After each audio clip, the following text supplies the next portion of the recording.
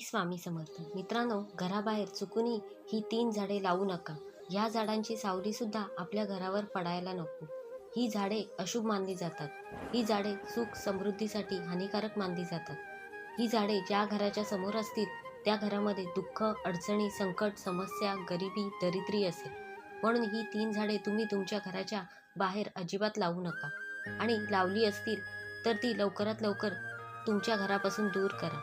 आता ही झाडे कोणती सांगते ऐका. पहिले झाड म्हणजे चिंचेचे झाड. चिंचेचे झाड आपल्या घराबाहेर असायला नको, कारण या झाडावर वाईट शक्ती असते, म्हणून हे झाड अशुभ मानले जाते. दुसरे झाड आहे ते पिंपळाचे झाड.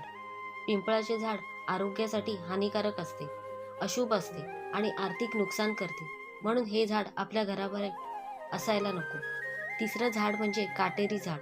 ज्या झाडांना काटे असतील ते झाड सुद्धा आपल्या घराबाहेर असायला नको.